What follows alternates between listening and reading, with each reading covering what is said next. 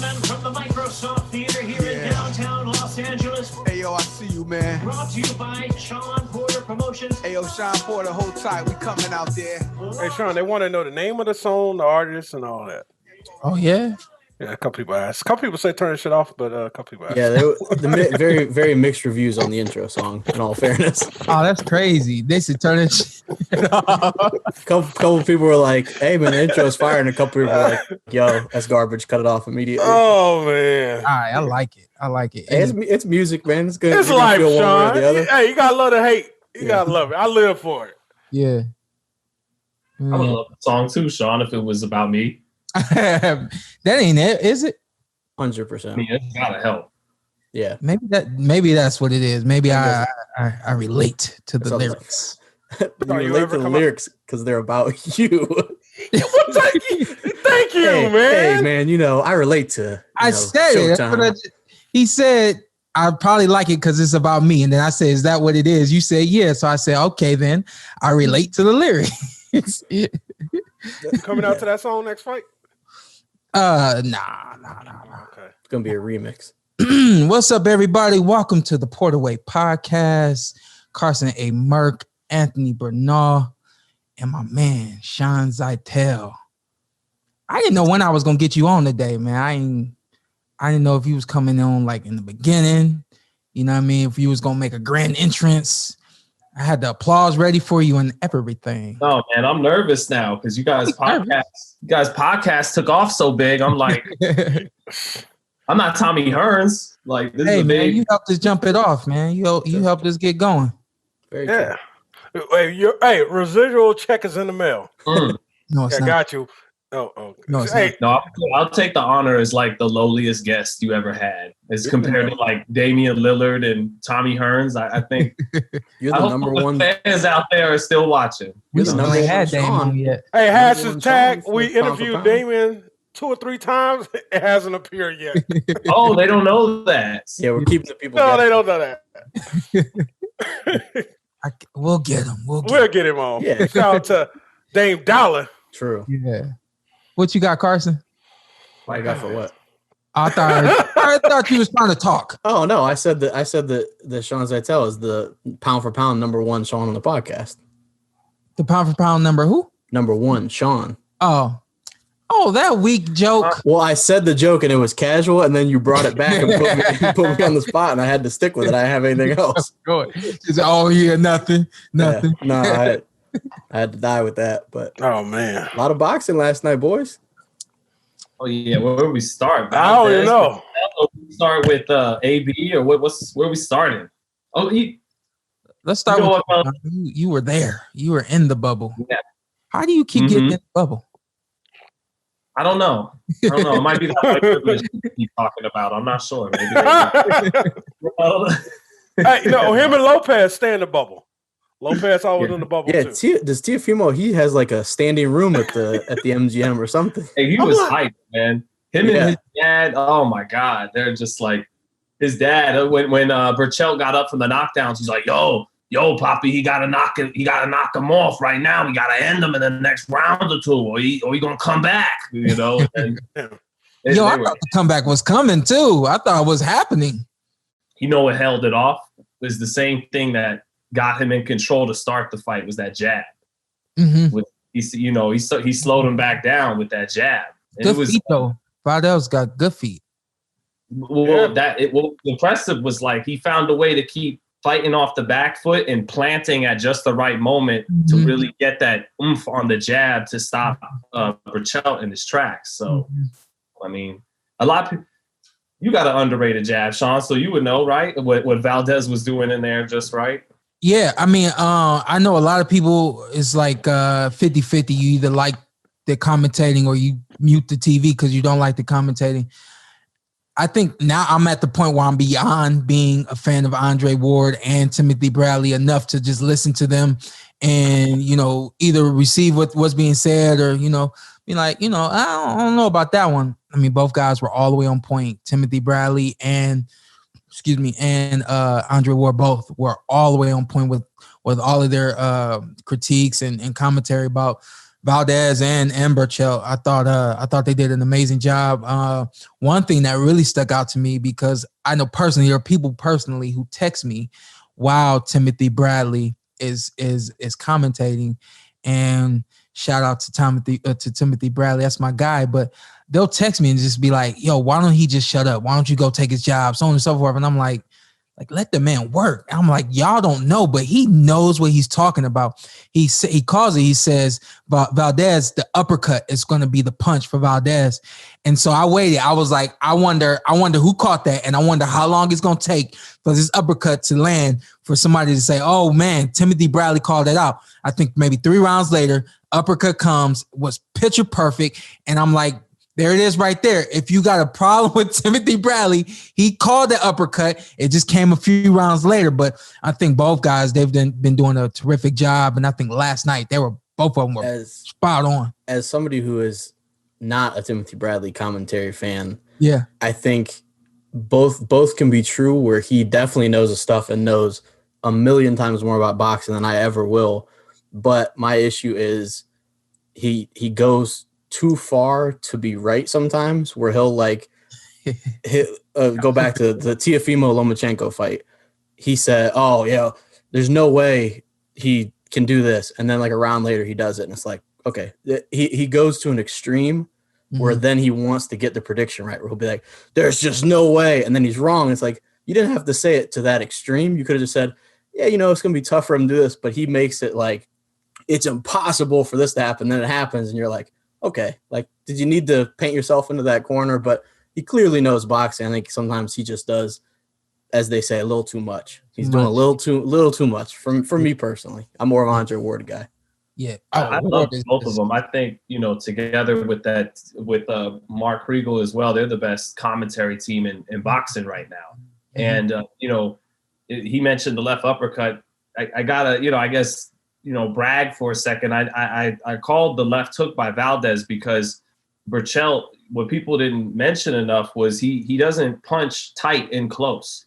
Everything is he throws it all, no matter what your distance is at, the punches come out the same way from him.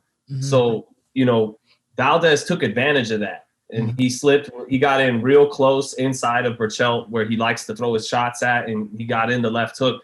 And that was probably like one of the, maybe, you don't want to just say like top 10 or top whatever, but that was the top tier. That was that top tier level performance by Oscar Valdez, one that you'll never forget. Yeah. So what Maidana did to Paul for. How old is Valdez? 30. Okay, he's not as young as I thought he was. He looks very young. I thought the same thing yesterday. I was like, man, he looks really young, but no, I didn't see that coming. And when the fight first started, I'm like, why is he so damn stiff? Like, he felt like he was just so stiff. Or Valdez, you thought he was stiff? Yeah, I felt like he was stiff and was throwing haymakers.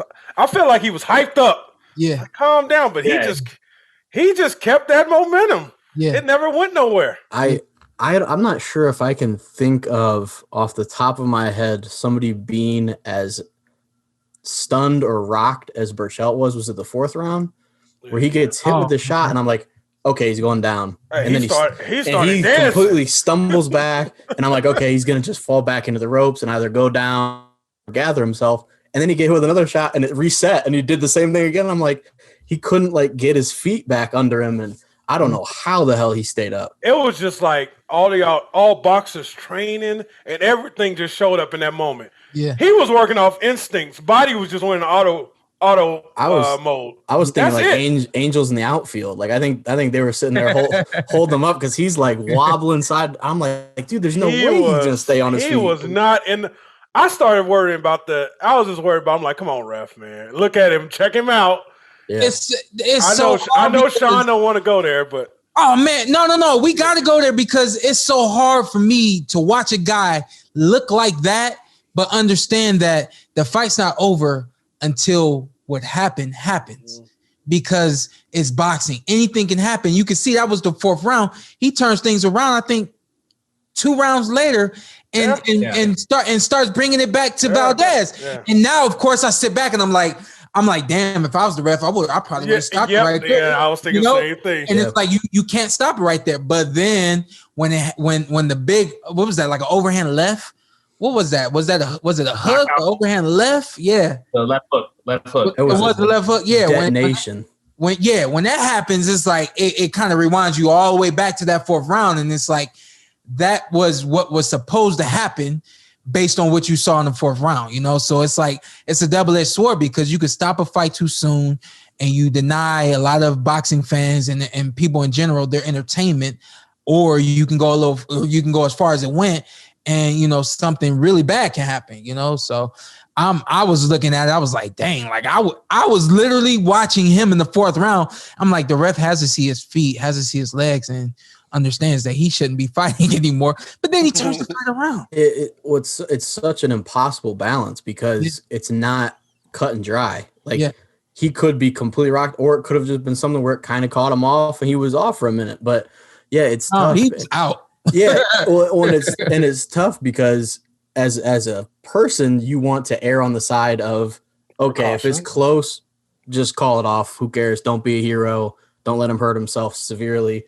But then obviously, boxing fans, they want to see. I was just recently thinking about, you mentioned Timothy Bradley and Provatnikov. Yeah.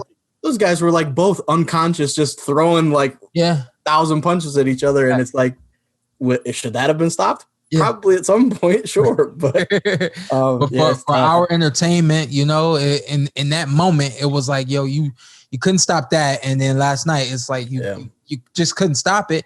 And then you see Berchelt just show everything, in terms of being a warrior, and he starts coming back on Valdez. And of course, at that point in time, I thought Valdez was a little younger than 30. Mm-hmm. I said, oh man, I don't think he's got what it takes to make it through this fire. But he continued to move, even though the fire was coming on him. He continued to move and stay composed to a degree. And then, X amount of rounds later was a wrap. He didn't. And the hook, man, like that dude has a hook. He always has. He's just gonna throw the hook. And Berchelt, I'm not sure if he dodged a single left hook the entire fight. Yeah. Defense is terrible. He hit his glove. His defense is terrible. Yeah. Berchelt. Yeah, that was a really, really impressive, surprising, great performance from Valdez. Yeah. I ain't gonna lie. I made a little bet with him and Santiago. You did? Yeah. But you know me, I'm trying to cash out. Yeah, I seen something else. I was like, he could lose, just like I felt like AB can lose. But let's continue. Yeah. So do your thing, Sean. No, he put it all together. Those things with everything he's worked on with Reynoso, where for a couple of fights it didn't look good because he's struggling. He struggled with his identity. He's trying to work on his boxing skills, but what's always been best is that left hook and getting in there and fighting. But this was the fight where he put it all together with Reynoso, and so he kind of had to withstand something that's tough to go through, where you're only as good as your last fight. Where maybe he could have knocked out a Jason Valez quicker than 10 rounds if he had just fought like he did the first 23 or 4 fights of his career. But he used those fights against lesser opposition to work on things. And last night is when it finally paid off, where he put together fighting off the back foot with what he was always good at, which is just getting in there and letting the big left hook go. So, props to Reynoso, props to Oscar for not panicking once Berchelt started coming on, not just getting suckered into that brawl. I got to hit this dude with something hard because he's coming and I'm tired. I can't keep him off. And he slowed him back down. It was just a great performance. So hard to do, especially like you said, when you're struggling with your identity, it's hard in those moments to basically ignore like who you are and what you want to do. I think Reynoso and Oscar understanding that Berchelt's heavy-handed, like you can't stand in there and take a pounding because it's gonna wear you down and catch up with you. Not all night. Yeah, and he stayed composed. Back up all night, but you can't. Yeah, and there were a couple of moments where I was like, okay, yeah, he's about to fight Berchelt's fight.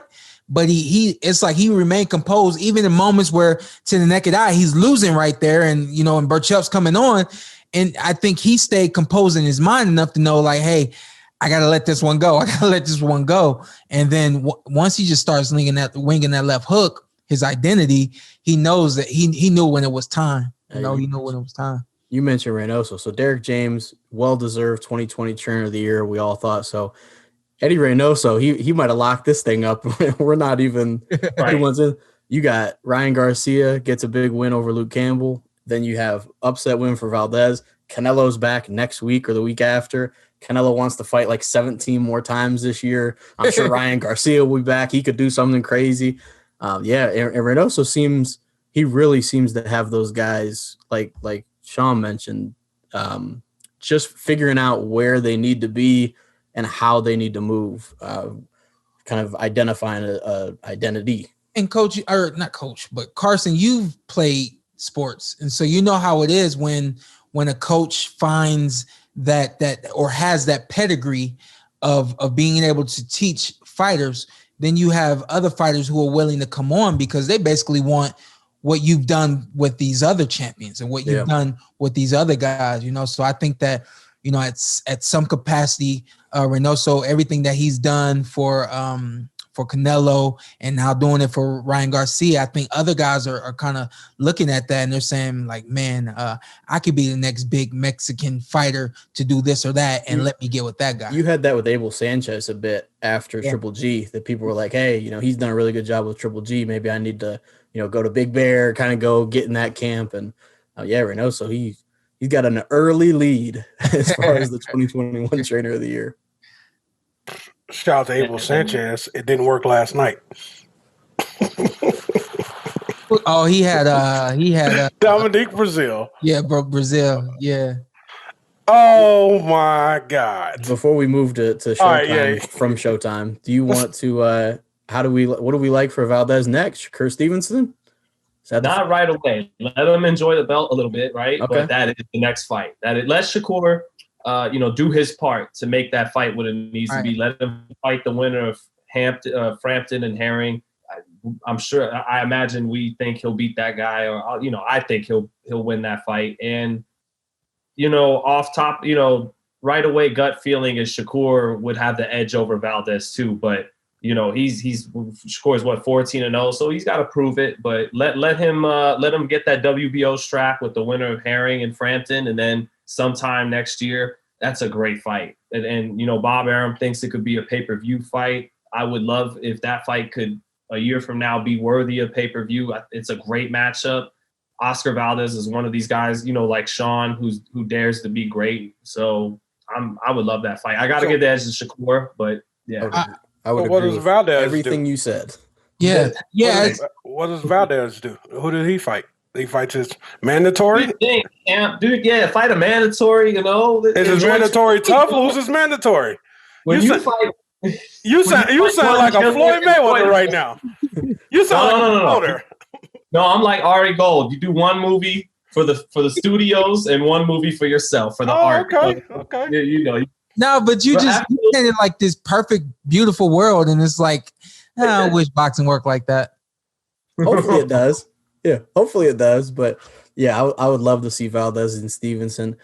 Man, that 130 and 135. There are talk about this every week. Fun fighters right there, because then I'm sitting there, and Stevenson was the first one because they've called each other out a bit, and then I'm like, what if Valdez fought Tank? What if Stevenson fought Tank? Like, there's just, you can just kind of throw these guys just like A versus B, C versus F, and it's all like really exciting matchups right there.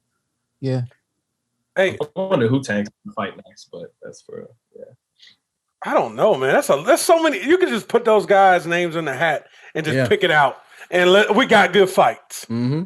That's great. Crazy. Yeah, that's a good problem to have. Yeah, that sounds like one of those. I got a feeling Gary Russell might come up for Tank, but we'll see. Oh God, that guy. Gary Russell. He's still fighting. Return 2023. He's still fighting. Oh, okay. I just mean, Sean's both guy. gotta, so. SP's guy, Gary Russell. He's still fighting. Don't say nothing crazy, Sean. No, we talked about it. I gotta take a deep breath when it comes to Gary Russell, man. I just gotta exhale. So speaking of taking a deep breath, Adrien, the problem Broner. Hey, listen. You say moving back down to 135 to get in. Let's go the Showtime car from Okay. Hey, this is Carson protecting his guy. Right no, now. we're gonna get You're to it. protecting your guy. Hey, no, not last night. We're not protecting that. And are you mad because he took AB all to himself? Like you could never. Hey, when he started, I'm like, when he started, I'm like, oh, he nice. I heard about him on the radio. I'm like, let me check this guy. I'm like, oh, he nice. Then I'm like, he got worked by Madonna, but that happens. I was like, oh, he got worked by Porter, but yeah, that's two good fights. That happens too, right? All right, now you getting draws with bums. Like, come on, man. And I'm like, oh, he just ain't got it. Oh, he ain't got it. Hold up. When did you start watching Adrien Broner fight? Probably couple fights. I remember DeMarco. That's the first one I seen. Okay, so you've been watching him. Yeah, but I remember watching the DeMarco fight. I'm like, he's nice. He's I was nice. at that fight. Huh? I was at that fight. I was at that fight, right, in Atlantic City. Oh, okay. Well, when I first heard of him, it was on the radio. They're like, this dude's like the next Floyd Mayweather. I'm like, all right, let me check him out. That's what we all thought. I mean, I thought it. Can't be mad at it. Yeah. That's not. I don't like how everyone wants to pretend we didn't all think AB was that dude. We thought he was nice. Come on, yeah. Well, and it also, to an extent, like he was a 4-time champion. Like he was a 4-division champion. So people act like, I don't know where this hype came from. I was like, whether you validate every title he won over that it was a prestigious opponent, he won the belts. Like the belts were won. So. And he's been in there with some guys, but yeah. All his step-up fights. Let's go back to Eastern Martin. He got Dominic. Yeah. Oh. Let's go back to the that's y'all guy. The Ohio battle. I came in late on that. 4th, 5th round. It looked like I was watching a snooze fest. So I don't look like I missed nothing. Did I? When it was coming on, Carson and I, we were texting. It wasn't as like, I guess for the sake of words, as bad as we thought it was. Like we thought there was going to be less, or at least me. I'm gonna speak for myself. I thought that we wouldn't get as much action as we got. Not that we got a jumbo size amount of action, but I thought collectively it was a pretty decent fight. But however, when you're rooting for one guy and you don't see that guy doing anything, Carson, you've known him for a long time. I've been in the ring with him probably a couple hundred times. So when you don't see a guy doing what you expect him to do and what he can do, it really just deflates your bubble and lets you down. Yeah, it's frustrating from the standpoint. We've mentioned it with other fighters. If Ryan Martin, I'm going to call him Turbo because Blue Chip, I never was a fan of the nickname, but so Turbo. Shout out to Breaking, but I was gonna say so people understand that Ryan Martin looks like Turbo. So Turbo from the movie Breaking. Yeah. So if he wasn't very talented or if he wasn't extremely talented, we would have no issue. He'd be a friend that you'd be like, I hope he does well. If he doesn't, whatever. But we know the pedigree he has, and like you said, you've been in the ring with him, and it's just he comes off the Josh Taylor fight where he very admittedly just couldn't pull the trigger. He just froze up, whatever it was, just couldn't make it happen. Wins a couple fights on his comeback, and then last night it was better than the Taylor fight, no question. But there's just something. It's just not clicking, and I'm not sure if there's something that you can do to change that. I'm not sure if that's something you can change. Like I have no clue. Yeah, you would have better insight on that than me, but. It's frustrating. He, like I said, looked better. And Robert Easter, in all fairness, looked really good, especially he hasn't fought since 2019. I thought Bunny looked good too. Just was firing that jab out there, and Turbo couldn't really get around it to get his offense going. Bob Billings will never see a title again. You don't think Easter could somehow get one? Bob Billings will never see a title again. So he's at 140 now, and he says he's feeling much stronger at 140. Said he was cutting into his muscle to get to 135. I believe that. I know what that's like. I do think that at 140 he can see a championship. I think that he's still got some work to do, even with what he was doing along the way before he, took the loss to Mikey Garcia and things like that. Does he also have a draw? Yeah, against your guy Bartolome. Right. Yeah. So when that happened, I think there was a kind of plateaued. He kind of, reached a certain height. And I think that it was mental for him to say, this is where I am and this is who I am. I think now he needs to kind of rewire himself and say, hey, now I'm at 140. I'm going to get stronger, be stronger than I've ever been.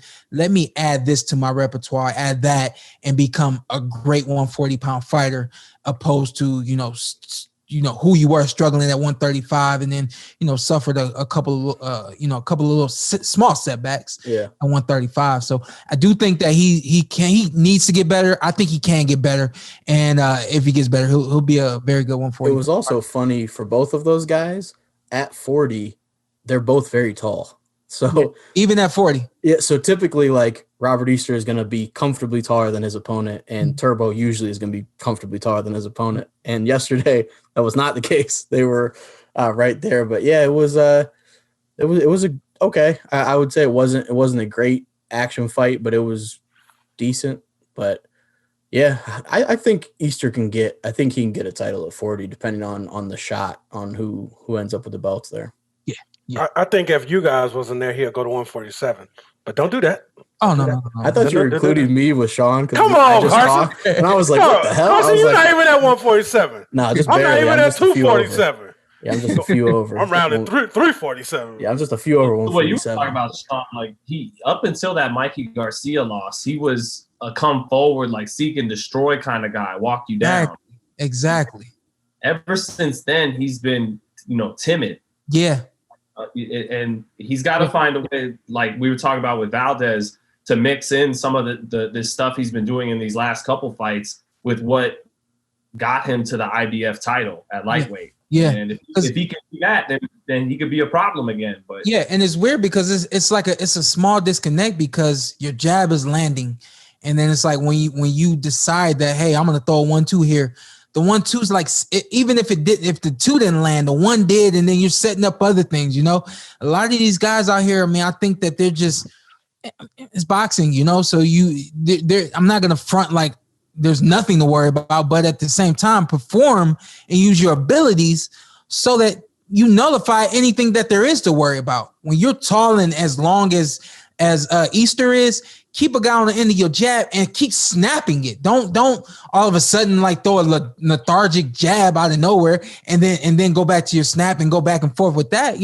Keep it strong, keep it long, and keep it moving. Don't say nothing, Carson. That was crazy, but I think Bunny can really. I think he can, like Sean Zittel said. I think if he can get his confidence back to where it was pre Mikey Garcia, and because he was. For a lot of time, he was a fun fighter to watch. The Bartholomew fight is considered one of the worst fights to watch. So that was obviously not one of those. But it seems like Toledo, Cincinnati area. It seems like there was a fire up there, and it seems like that fire has just kind of like been lit, been sprayed out, you know what I mean? On the whole west side of Ohio, right down the border. Yeah, I mean, because let's keep it real. Like when these guys were coming to the ring, they were singing, they were dancing, they were feeling it, they were loving it. And that wasn't just AB. Now, he walked to the ring to fight you. I thought he was about to sleep you. The way he was dancing. Yeah, he was dancing. He was he got all the confidence. I mean, when he got out of the car against Maidana, he was hitting some dance moves. Exactly. Yeah. Now, so when you take a look and you say Robert Easter isn't performing the same way he used to, he suffered a loss, he suffered a draw, blase, and then you take a look at who he's under. That person isn't performing the same, and so I think it's just somewhat of a snowball effect where Robert Easter isn't performing the way that he can and should, and I think.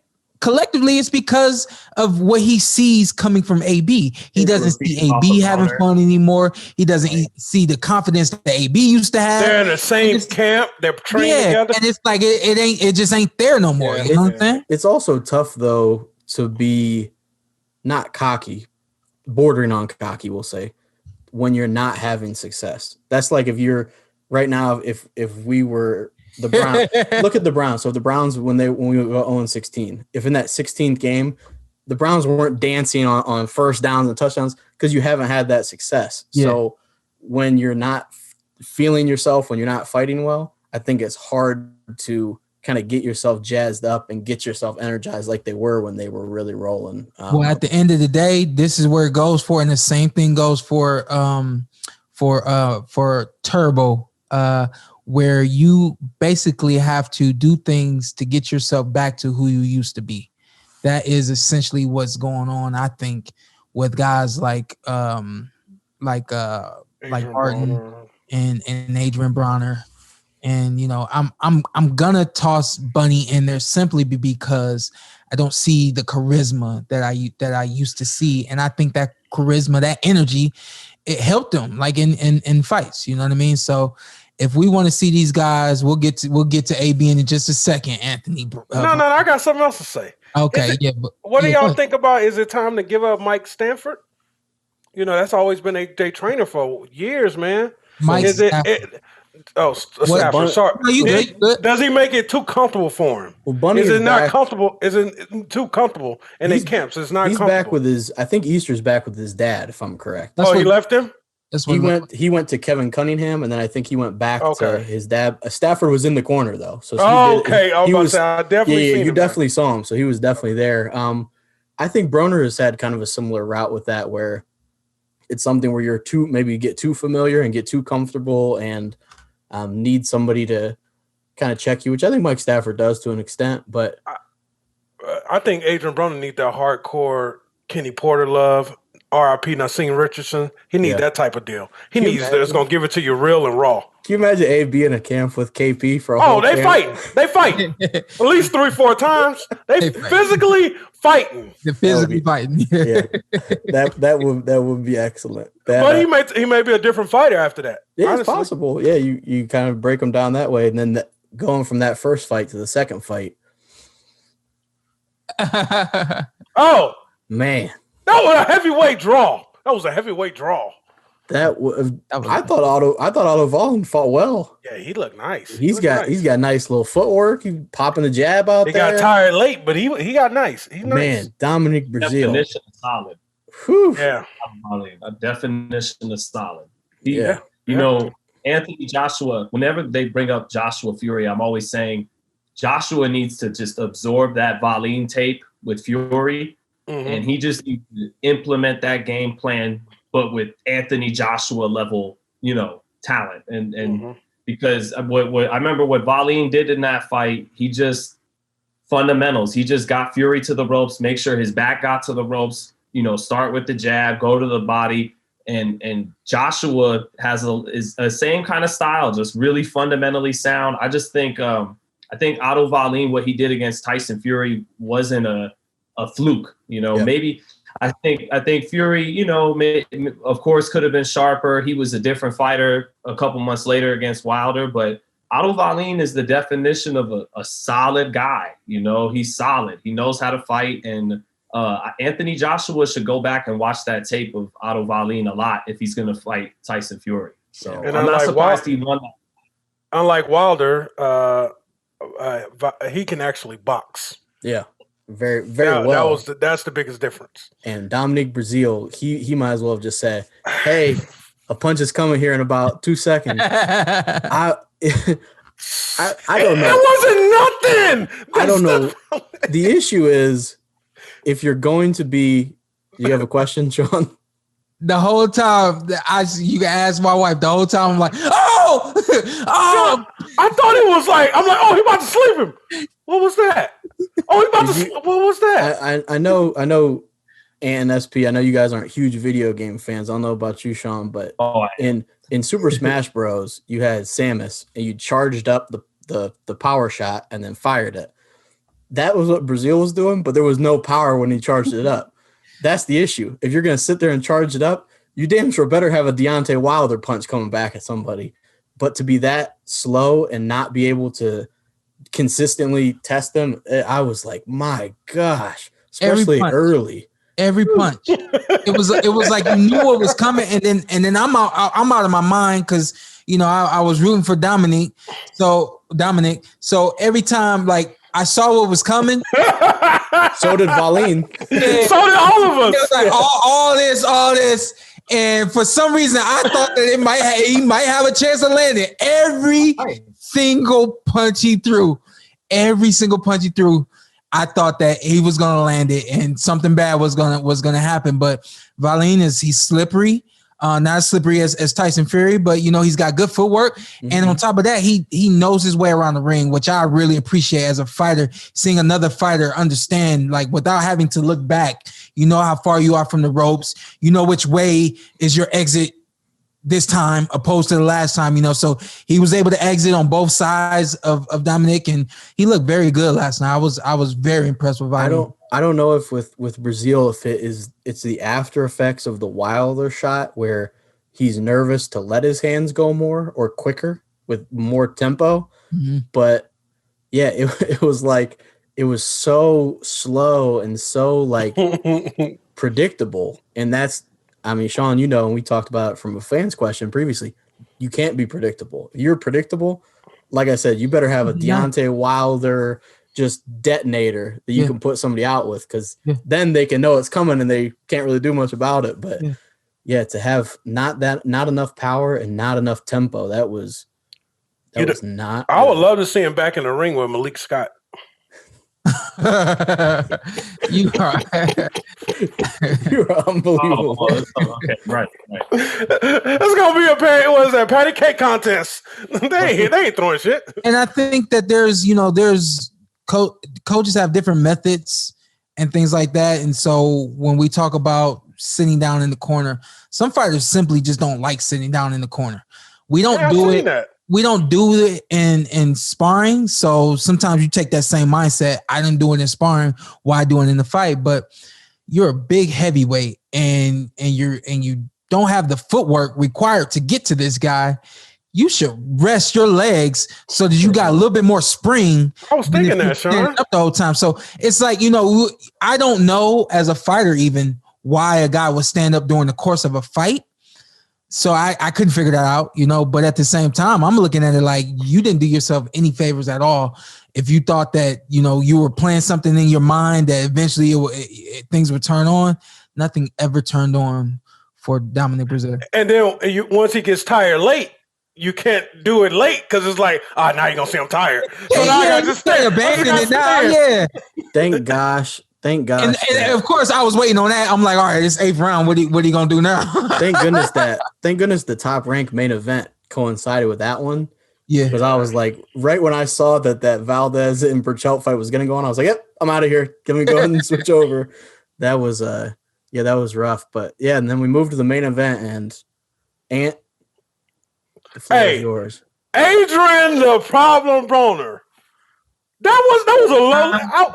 My man was maybe a D-level fighter, maybe C-. Most I can get you.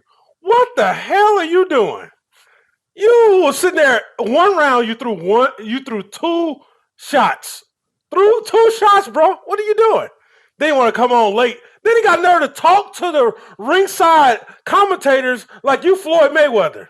Yeah, you ain't got it like that. No, that's to have that kind of performance and then be disrespectful to professionals that were giving honest opinions on that is, as Shawn knows, as you know, was a huge Adrien Broner fan. I still like Adrien Broner. He said I still dabble. Yeah, I'm still down with AB, but that was that's just a certain level of, because Steve Farhood is impossible not to like or respect. Like he's he's paid to unofficially score the fight. That's literally what he's there to do. So just because he didn't think you fight, does it make sense that I love Steve Farhood and thought it was really not cool, but still laughed? Like, isn't that it?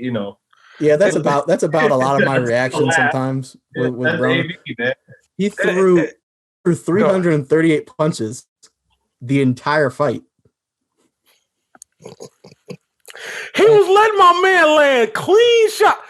The guy was not great at all. It came to fight. It came to fight. It's one of those things where you put hard work beat talent when talent don't work. Yeah. The AB is the perfect example of that. He doesn't work hard. He BS's. The fight was at 140. You come in at 146. What the hell? You can't compete at 147. So I don't know why you fighting at 147. You can't beat nobody in the top 30. I said the top 30. The top 30, not top 20. The top 30 at 147. So you need to take your ass down to 140 and be in the top 5, maybe. But you're disrespectful to the sport, man. You're disrespectful to the sport. And the funniest part about I've never heard anybody refer to the top 30. Yeah, I like it.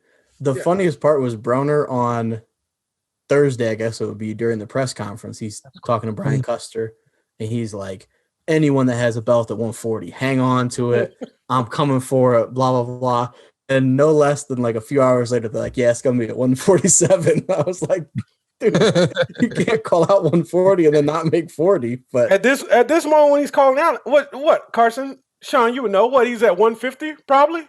He knowing he's not going to make it to 10 pounds. Yeah. Did he come into the weigh-in at 146 or 143? 146. 146. Oh, where did I get 143 from? That's where you fought him at. Or you fought him at 44? 144. Yeah. And the other guy was at 143, the opponent. Oh, okay. Yeah. That would have been it then. Also, not to go way back, but a question for you, SP, for Berchelt. Do you think a lot of people were talking about his rehydration? Do you think that impacted his performance at all? Everybody's different. Everybody's different. That's the easy answer. I mean, you would have to I would have to know him to kind of give you a better answer. But everybody's different. You got guys. So one way if a guy lost weight wrong, so to speak, if you see a guy gain 16 pounds, I think it was, between the weigh-in and the day of the fight, that's 13 to 15 pounds is typical. Once you get beyond 15, then you start looking at the guy and you're thinking, okay, maybe he lost 5 to 10 pounds too fast or too late. And then he ate up and his weight got right back to where he was because he lost 5 or 10 pounds bad. When you lose 5 or 10 pounds bad, you gain that weight immediately, And so when you see a guy blow up the way that he did between the night of the weigh-in and the day of the weigh-in and the night of the fight, those are kind of telltale signs when you see a guy's weight as high as it was. But again, it was 16 pounds. I think typical is anywhere from 10, more like 10 to 13 pounds is typical. Once you get beyond 13, you can look at a guy and say, okay, yeah, he probably lost 5 or more pounds too late and all water and draining himself. And I didn't see him look. I think he just got the other kid, Valdez. I think Valdez came out with a lot of energy, and I think Valdez naturally is faster than Berchelt. So I don't think we could see that, there was anything lethargic about Berchelt, especially when you just put those guys next to each other and it's just one guy's a lot faster than the other, So I really don't know. If I knew him, then I could give you a better explanation or answer. Now back to Adrien Broner. Talk to him. All right. So this is not Ellie setback. So Zittel, what do you think we go next with AB? We ain't gonna hype him up like Ellie be doing. Go ahead. We're real. Let's rewind just a little bit because hold on, Zittel. Let's rewind just a little bit because Carson got me hyped up on this fight. On Adrien the Broner fight? He got me hyped up on Adrien Broner. Carson was not hyped. I wasn't even hyped for this fight. But in my mind, I was like, all right, I put energy towards dude. And I feel like I put energy towards dude because of you, Carson. Okay. I mean, I'm definitely, I've said it before. I was a huge Adrien Broner fan. I think that's where it came from. Where it came from was me understanding, and this was the tweet, not verbatim, but the tweet was, I want to see the problem tonight. Yeah. When we were seeing the problem, like we were seeing some excitement and we were seeing a really legit great fighter, not just a boxer, but an athlete do what he do. And the tweet that I tweeted out yesterday was heartfelt. I want to see, if I see the problem today, I'm going to be hyped for you moving forward. If I don't see the problem today, I know exactly what we've had in the past is all we're going to get moving forward. And in my mind, me tweeting this was me putting in the atmosphere like, bring the problem tonight. you got an undefeated dude that don't nobody know. This is your time to shine. And so maybe I just hyped myself up. And I was like, all right, we're gonna get the problem tonight. And this was like in the afternoon. Like, so I'm hyped, you know. I'm looking forward to I ended up looking forward to Broner's fight more than I was looking forward to a very great, exciting match in Valdez and Berchelt, right? So he comes to the ring and, you know, he a little bounce to the ring and I'm just watching. Once the swag wasn't even the same. Swag wasn't there. The swag's not even the same. So when he started taking his shirt off, that's when I text y'all. I was like, yo, the problem's not there. And sure enough, the problem did not show up in the ring. And y'all can see that he still has everything. Of course. He's still fast. He still got that fast twitch. His defense is still there. He's the same fighter. He just mentally does not do what he can do physically. And there's a humongous disconnect there between what's there mentally for him and what's there physically for him. And it's a shame. And it's very different. And you were right on the money. It's very different if we watched Adrien Broner yesterday and you just looked and you were like, physically, he's just not there anymore. His reflexes are slow. He looks a little off physically. It's probably time for him. But like you said, you can still see it. There are these glimpses. And that's what's so frustrating about it, is you see those flashes of it. They were very few and far between yesterday. But you'll see a moment and you're like, damn, Adrien Broner used to be that guy. Yeah. And you can just see that he can still do it. And I'm going to give you guys – go ahead. And that's why I think he'll be a great, amazing gatekeeper right now. I knew he's a great gatekeeper. He shows you. He'll give you a little bit. He gonna get his ass whooped. But he'll give you a little bit. He can't beat those young guys. He can't beat Shawn and them. Don't even step up there. But it's. But can he be a gatekeeper? Because by all accounts, yesterday he lost to a guy that we've never heard of. But he gonna fight for 4 rounds. Yeah. No, he ain't gonna fight for 4 rounds. Talking about. No, he fought for 4 rounds. I gave him 4. Yeah, the 8th round, he was like, okay, let's go ahead. I'm trying to give him benefit of the doubt. 4 rounds. I gave you 4 rounds. Yeah, that was a highway robbery. Go ahead. You know, I gotta disagree, man. I don't even in Adrian's fights the last couple of years where he's flashed something. I don't think that it reminds me of Zab Judah after he lost to Floyd and Cotto, where he would still have a good fight every now and then. He like managed to beat Matisse, but his flashes, while still talented compared to other fighters, isn't what it was. Even the flashes they still have aren't quite at the level of what he used to be. So like I covered AB when he was able to fight DeMarco and he was at his peak where he was as good as he got. And I knew around when he fought Adrien Granados, which was the last time he won, and 4 years ago until last night. Right there. That guy was never gonna come back. And I'm happy, Sean, you were saying like I wanted to see the problem because like that guy's never gonna come again. I mean, nothing's impossible. Tyson Fury kind of taught me don't put your own limitations and project them onto other people, so nothing's impossible. But barring something really improbable, that guy's just never gonna come again. And my thing would be like just enjoy him for what he really is now. Because if we keep trying, I know, you know, like Ant said, he's a disgrace to boxing. There's a lot of legit reasons as to why you could say that is. You know, but like I said earlier with Steve Farhood, it's like, man, I love Steve Farhood. That was disrespectful. But I laughed.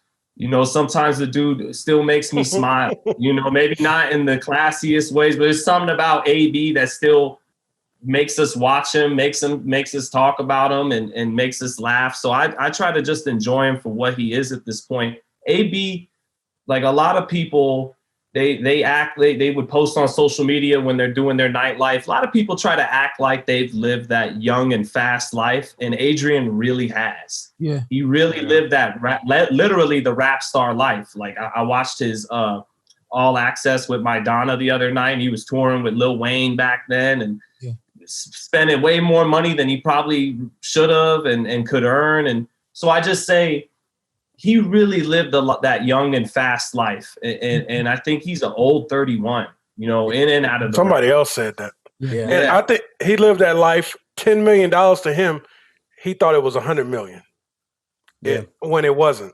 Mm. And it's sad, man, because you know what I'll actually like to see AB do is be an announcer, because he's no holds barred.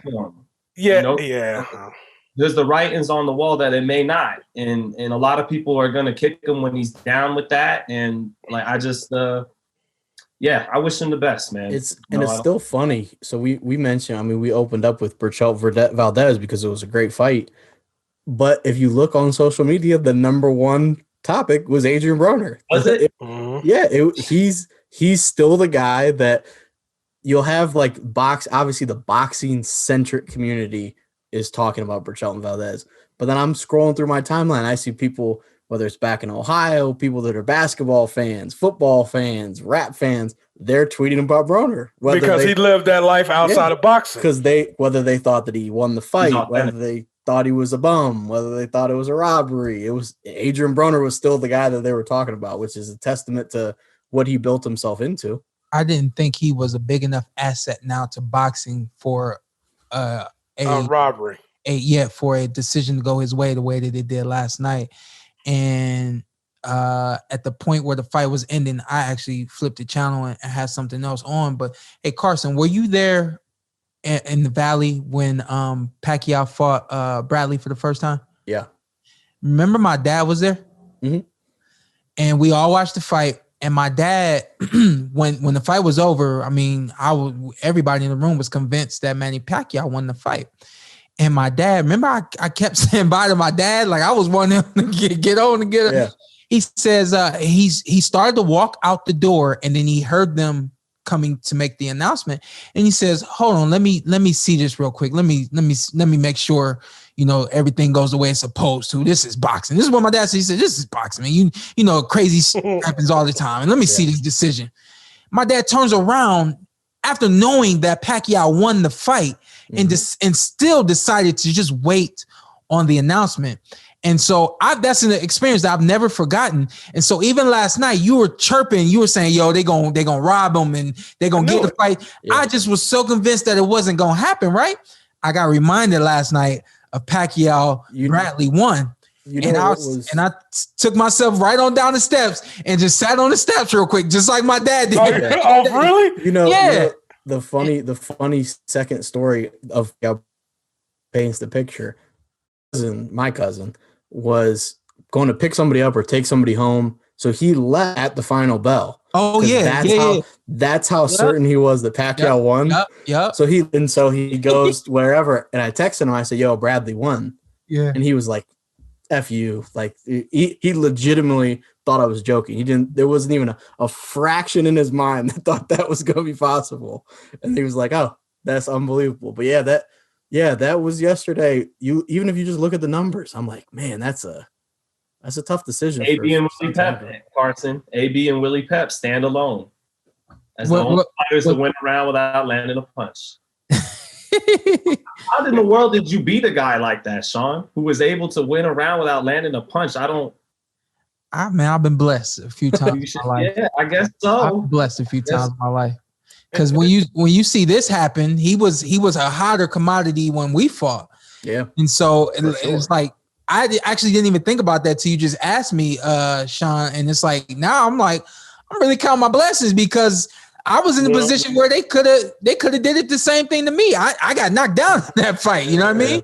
And so that the same thing could have very well have happened to me. Well, I tell you all the time, Sean, in your fights, I'm like, Sean, you remember when I was yelling at the Garcia fight? Yeah. We got to take it. We got to take it cleaner. Yeah, because it's just the BS of boxing. And this dude, I felt control in the Garcia fight. And I remember, I think it was the 11th round. I come back to the corner, and you're standing on your feet telling me, "No, Sean, go get him. Go get him. You got to take this." And I've never seen this expression in Ant's face before, but he was legit serious. Like, you got to put your foot on the gas pedal, because you do not know what's going to happen if you leave it up to the judges. And it's ridiculous, man. Back to boxing. It's ridiculous. So and I think, go ahead. I'm just going to say, to answer the elephant that's in the room, people want to know, like, how do you take control of this? How do you prevent this from happening? And unfortunately, the answer is right now, there's still nothing that can be done. you know, these judges are for hire, and they come to these fights thinking that they're equipped to do the right thing. They're watching these fighters more than they should before a fight, and they come to the ring expecting one thing, and sometimes they can't turn that off. And what happens is what happened just last night.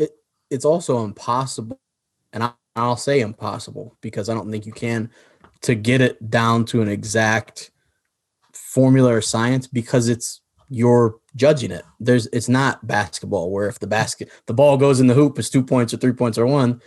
You're looking for what you're looking for. So you can try to figure out and get more people in there that understand boxing and maybe can just see a fight for the fight. But as far as getting it to the point where we see less of this, it's tough just because, I mean, the four of us on this could watch a fight and we watch one round and we could have everyone could see it differently. So it's tough but that was I didn't watch every single round fully from beginning to end, but I didn't think he won the fight, and Ant surely didn't think he won the fight. Hey, I was hot. And I have a trust in Ant that I don't think Ant is going to be crazy one way or the other. So when Ant said that, I was like, yeah, if he doesn't think he won it at all. And he started coming on, but then he lost a couple. Ray Jones did his thing. What was that? 88 Olympics? Is it Shawn? 88 Olympics. Roy Jones is over there in Korea and loses the gold medal because he's fighting a Korean. It just is what it is. However, after that, they changed the amateur Olympic scoring system to a point system where judges have to hit a button at the same time, and you're seeing and now, like Carson explained, in terms of basketball or another sport where you see a point actually get awarded to a guy for landing a single blow, and whoever lands the most blows at the end of the fight wins the fight. I was a part of the Olympic era where they actually showed the scores around the gymnasium. So if anything foul was going on, everybody knew what was up. And even with that, there's still people who hate that scoring system, and they wanted to go back to a 10-9 scoring system. 10-9 people, they want to see something different. I mean, there just is not one collective way to score these fights right now, and it's a shame. Boxing does not benefit from things like this that happened last night. I think even if Adrien Broner hadn't had his hand raised last night, he still would be who he is, and people would still look forward to seeing him fight. I don't think that I think at the end of the day, the fans are the ones who suffer because they're the ones left scratching their heads and saying, hey, yo, I'm not turning this sport back on anymore because this is what happens every time I tune in. And it's just, it's ridiculous, and it's a part of the sport, man. It's crazy because this is what I grew up in. And so it's like, to me, it's like, it's just another show, but it is what it is. What does AB go from here? Yeah, exactly. Keep doing that. What if he fought Tank? He won't make. He can't get down. He can't make one for you. What if? Okay, all right. I'm just saying. I told Shawn and them. I said, give him the Keith Thurman comeback fight. I think a fight because he did fight Pacquiao, and I think that even though he didn't perform, the way we wanted him to, we saw some glimpses here and there. But I think a fight that's like big enough, or the name is big enough, or he feels enough threat, I think that's what he would get in shape and ready for. Do you think so? Because you would think that would be the Pacquiao fight. Because the Pacquiao fight, he's gonna be on you all night. It's gonna be a lot of offense coming at you. Yeah, he's obviously one of the biggest names. He's basically a legend at this point. If you don't get up for that, who you getting up for? Yeah, that's my concern. Is I just don't know what Adrien Broner wants, because we continually see the same thing where, he's coming back. He's back. He's got his mindset right every time. Yeah, and then he goes out there, and it's one of those things, like kind of like we mentioned with Turbo, where it's still there. Just there's a disconnect where he gets to the ring, and I don't know if it's something with his training, but then it's just like he's just not throwing his hands very much, which is not overly exciting or fun to watch. Who you like seeing fight? Who, me? Shawn. Yeah. Go with you. Then other Shawn's next. I mean, I'm at the point now. Last night was kind of the last straw for me. When you see a guy who's only willing to throw 2 punches a round, and I guess 300 through the course of 12 rounds. You're not going to get any more than that, moving forward. So, you know what? I will take the time to do this. This is what I'm working on, fellas. I'm working on getting you about to be a coach? Certification to do sports life coaching. This is a Ponzi scheme or a pyramid scheme. Right, I don't know about that one. It would look as such. I thought you were trying to sell me something. Hey, this was not discussed. This is not pre-production. Do I get paid off this? It's a funnel scheme. No, listen. I'm gonna get for real quick. Okay. I am getting certified to become a sports life coach, and basically, what a sports life coach is, this was my first week starting the course. You're still fighting, right? Yeah. Right, The course is gonna go till May, so and every day until May. But I'm basically gonna learn how to help these athletes deal with whatever they got going on personal and separate the personal from the professional, move forward. And how do I get the most out of you in the ring, on the court, on the field?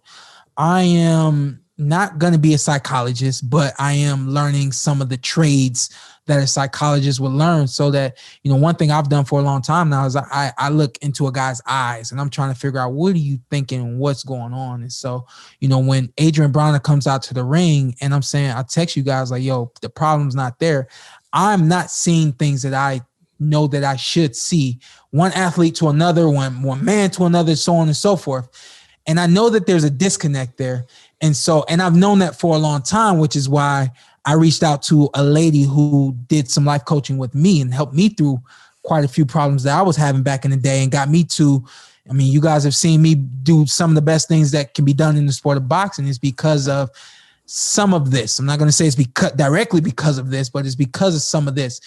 These fighters, these athletes need help, and they need help beyond Coach Stafford, who's an excellent coach and an excellent man. I've known him more than half my life.